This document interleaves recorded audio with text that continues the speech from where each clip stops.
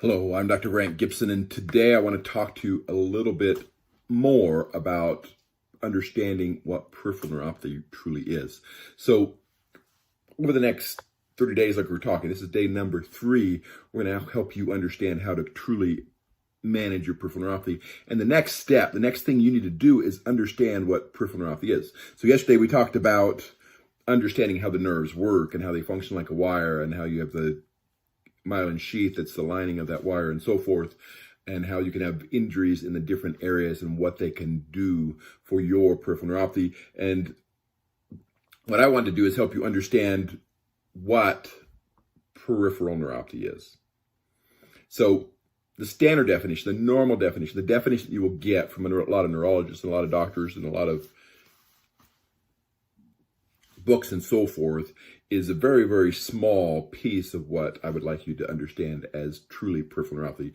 Peripheral neuropathy is usually discussed as a polyneuropathy or a neuropathy of multiple nerves that affects primary sensory, sometimes motor, and often autonomic, that only works in a stocking glove type fashion and so forth. But the truth is, a true peripheral neuropathy is any malfunction of the nerve in the peripheral nervous system. So if you look at it, you've got the nervous system is broken into 2 distinct pieces: the central nervous system, which is the brain and spinal cord, and the peripheral nervous system, which includes all the additional nerves, all the nerves coming from the brain, all the nerves coming from the spinal cord, to all the other areas of the body, anything in the periphery. So any of these particular nerves that start to malfunction should be included in a umbrella topic of peripheral neuropathy. Does that include the common definition of a polyneuropathy, or a symmetric polyneuropathy, or a diabetic peripheral neuropathy, or a toxic neuropathy? All of those can be included in this, but the idea is it's a malfunction of the nerve. And because we know how the nerve functions and where the nerve's functioning from, this malfunction can happen at any level. It can happen in the neuron itself.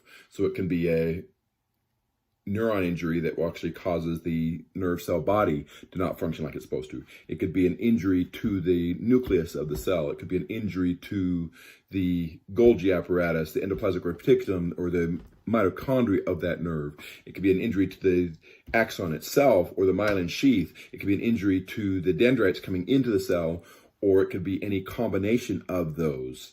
And because of that, you're going to have a malfunction of the nerve. And the malfunction will happen in really a couple different ways. It can actually present as failure of the nerve to function at all. If you were to take a radio signal and you shut down the radio station, that would be failure of that signal to go. And that can happen with a nerve. For example, if you were to cut a nerve, a lot of times you will get no signal at all. In most cases, you completely cut off or stop the signal. Most cases, almost all cases of peripheral neuropathy do not include this type, although it should be included as one of those little pieces. Most of the time, you're going to be getting symptoms of peripheral neuropathy, which means the nerves are malfunctioning.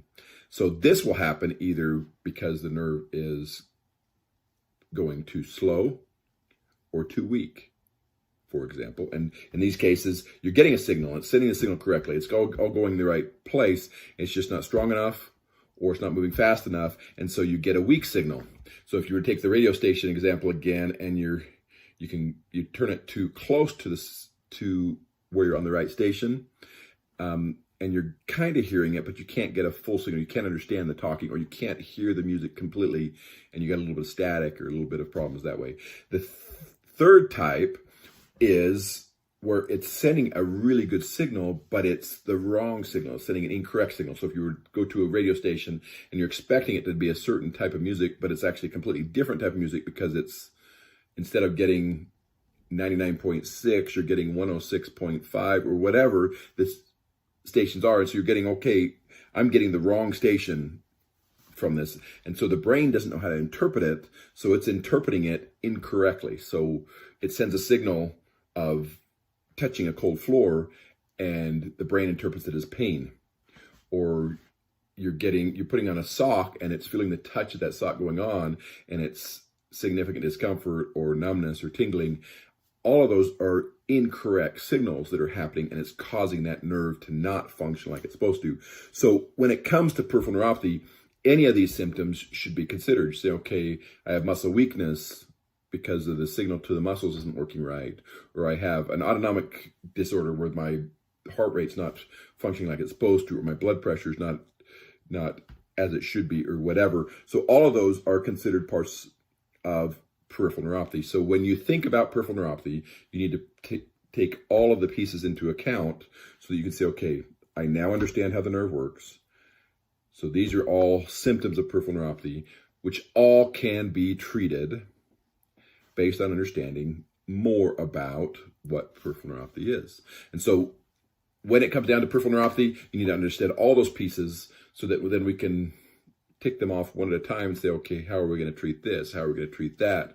What are we going to do so you can actually function and have a normal life? So over these next 27 days, we're going to continue to talk to you about the information you need to know so you have the tools you need. This is Dr. Brandt Gibson, and this is your Neuropathy Nugget, day 153, or in other words, day 3 of learning to manage your peripheral neuropathy.